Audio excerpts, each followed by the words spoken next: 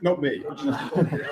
So many organizations are so dependent on Excel to manage their, not just their projects, their programs, their portfolios, and it's haphazard. Yet it seems that most organizations don't actually make the investment into proper tools until they've had some sort of a disaster and an auditor comes in and says, you guys really need to invest in some proper tools for this kind of job. Is there any way we can challenge that mentality before it reaches disaster? So yeah, I mean, it's a real problem. We see it a lot, right? So we do project prioritization. And the classic pushback is, we can do it in a spreadsheet, it's free. Okay, so myth number one, it's free. It is not free, right? Regardless of what you're using your spreadsheet for, right? There is an active decision to use a spreadsheet. And the alternative is not using a spreadsheet and doing something else. So what you have to do is you have to look at the outcome from those two options and look at the difference. That's the cost of the spreadsheet. So in prioritization, for example, typical portfolio, so everybody uses spreadsheets to prioritize projects. So a typical portfolio has 20% of the projects so badly aligned with the organization's goals that they should be stopped. So let's put a name on that. Waste. Yeah, right? So you've got 20% waste. If you're spending $10 million, that means that spreadsheet is costing you $2 million. Yeah. And it's worse than that because you should be making like 2-3x return on investment on your project. So actually it's costing you $6 million. And you're only spending $10 million on the whole portfolio. Right. So do you want to be the person who defends spending $6 million on a free spreadsheet? Because I don't. No. So I think the key is to look at not what's the spreadsheet cost or save you, but what is the impact of the activity that spreadsheets support, and quantify that, make it visible before the disaster. But I'm sure you've seen situations where the disaster happened, and then you get your attention, right? And it's painful. I'm sure you've got an example you can share. It was almost, there was a period in my career where it felt like almost every other role was me arriving just after the audits happened, just after the change team's been fired, and there's a whole bunch of new interim people running the department, trying to bring in these tools and these processes in because they have failed so badly. And usually I'm the one who's arriving as part of that new team. I don't want to be there when the old team gets found out for basically living in the early part of the century. Well, I'll give you an example. So there was one of our became a global law firm, and they were doing everything in spreadsheets. And the CEO came to the project team, right, to the PMO, and said, I need this project. Bless their conscience. He said, well, the spreadsheet says that we're fully allocated, and you can't begin that for 9 months. Now, guess what happened next? End up with a new person with a new spreadsheet? More or less, a new person, and they got rid of the spreadsheet and they did something else. Right? They used our software. But the point is, you should never get to that. Right? If there's a problem, as a PMO, so we sat through this morning. Did you go into Antonio's keynote this morning? I'm afraid I didn't. You didn't? Okay, I'll tell you. One of the things that he said was that as a PMO, you have the right, indeed the obligation, to raise the flag when something's not right. Right? So if your executive sponsors are turning up, right, raise the flag. You have the right to demand a new executive sponsor because they are critical to deliver the project. Yeah. And if they're not going to turn up, stop the project. Yeah. Brave. Brave. But it's the right thing to do. So that is your job as a PMO leader, in particular, or a project manager in the project. Your job is to make sure the value gets delivered. And if there's stuff that's in the way of that, it's your job to figure out how to fix that. And if your executives aren't listening to you, it's your job to find a way to get them to listen to you. It's not their job to wake up and think, how can I serve the PMO? We're going to find a way of making it visible.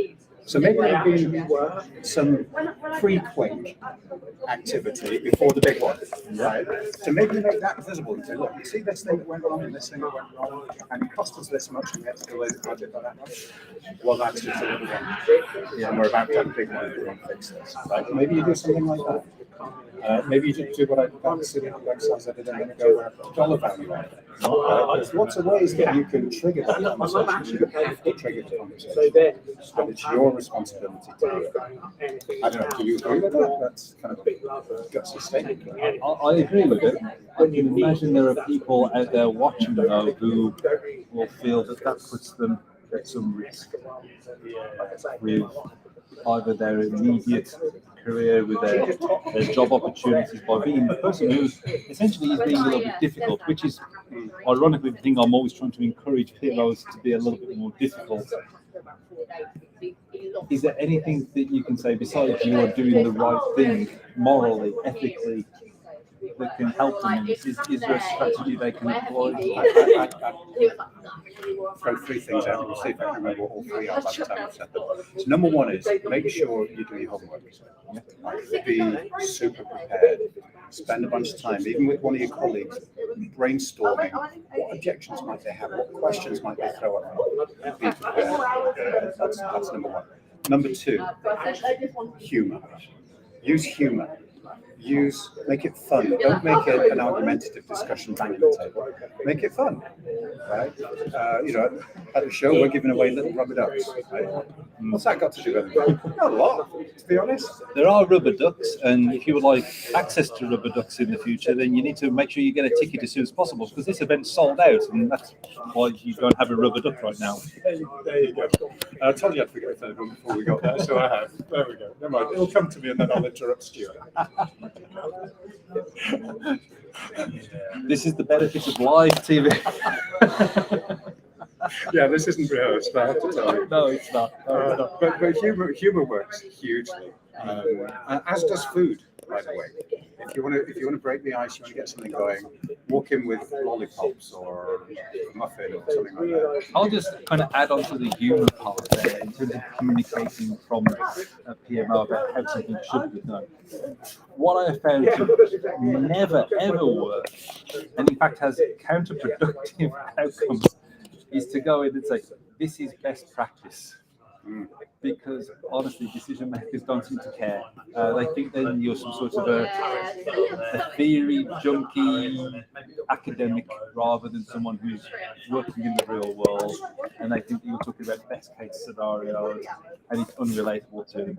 So, thank you. That was the first thing. Was always have, right? Don't make it a theoretical discussion.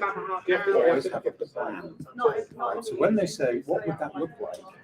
Right? You don't say it's best practice.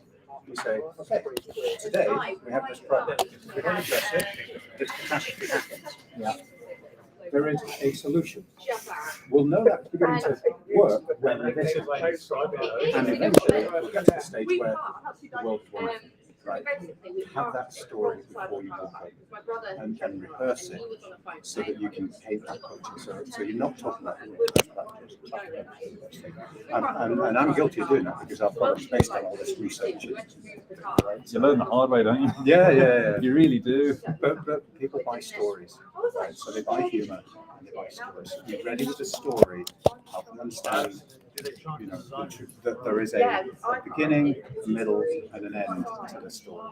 Yeah, absolutely. Crisis averted. Hey! So there's one question I've been asking everybody who's come on today, and I should have prepared you for this, so I'm sorry to spring this one on you.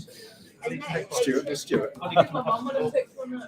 What does the future PMO look like to you? Have you got any idea what the future looks like? Okay, so that's a great question. So there are two big things. First one is obviously loads of people. First one is AI. So there are tools that can help you be more efficient for the PMO out there, and ours is one of them, but there's others that do other bits of the story. Do you want a duck? Another one of mine. But also I was just saying if you want to go learning- get me another. I think Spoiler said Charlie's hit me. PMO leaders really need to understand with AI I'm serious. what it does and what it doesn't do. I don't believe it. What kinds of AI I don't mind it. Well, he's just exposed me to his mate on the phone. He was like, I thought you loved Robin. an AI buzzword, I was like, and you attach it to the project, and it kind of gets exciting. And an awful lot of it is, Lindsay, I'm not going to swear, don't worry. A lot of it is nonsense, right? But it just gets, the snowball gets some momentum and it happens. So AI absolutely is one of the big trends. So get smart and learn what it is, what it isn't, when to use it, all that kind of stuff. I did an interview with Mike Clayton actually on that. You saw it? I did. Excellent. I saw it the week it came out. And what I love Very, about it, very good video, Mike. yeah, well done, Mike. But what I love, Mike, what I love, Mike, is that I then saw his promo video promoting that series, and he stole the whole section about 3 types of AI. He stole that and used it in this video. So nice job, Mike. Thanks for the attribution. Excellent. I'll keep it out of this, Mike. No, you're welcome. The second thing, I'm sure he got it from someone else as well. Convergent evolution and all that. The second big thing is a really big move towards strategic execution, portfolio management. Right? So if you look at project success data from 25 years ago, percentage of projects that were achieving their business goals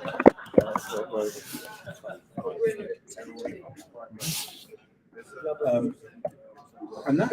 So then we started training project managers. We started putting in project management tools and then PPM tools, and that number slowly grew, up to the point where it is today. So 60 to 70% wobble in that zone.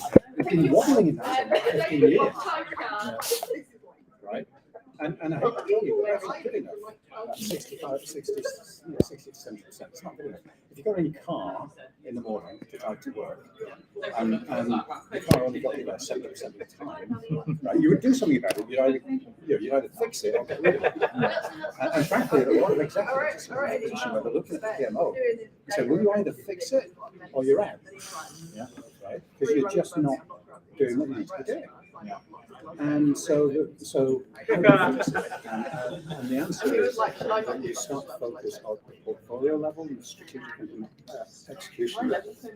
And when you do that, what you find is that you can then focus your resources on the projects that are going to add value. Stop doing the ones that are not going to add value. Suddenly, then you start delivering and finishing the projects that do add value, and the execs love you.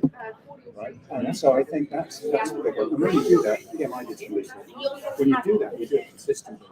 The evidence suggests, it's not conclusive, but the evidence suggests that you so that the top 10% performers consistently deliver business for 92-ish% of the time. That's a big difference over 60%. Right? That's a 50% increase over 60%.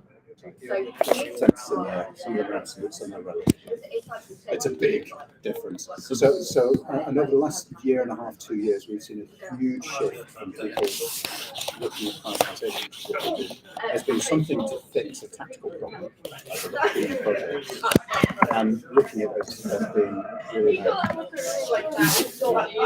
boosting alignment, strategic impact, and delivery of projects. So I think those are the two. One answer, but those are the two trends that I see. Very insightful. Thank you so much. Thank you for being on the show. And this is Stuart. This is Stuart. Thank you ever so much for tuning in. There may be some more interviews coming up today from the PMO Conference. But wherever you're seeing this, make sure to hit the subscribe button so you keep following House of PMO.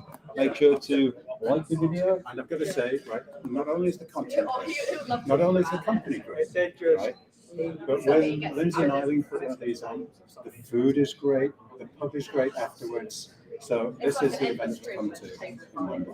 And in Edinburgh, there's one in Edinburgh. There is one in Edinburgh, yes. So I believe there's still tickets available for that. So if you're in Scotland or can access Scotland, you can access what you need a passport. Not yet. If you have an airport near where you live, then get yourself a ticket. But most importantly for right now, hit the subscribe button, Certainly, yeah, hit the like subscribe. button, and share this video. And maybe someone will trim the last 2 minutes off. Thank you.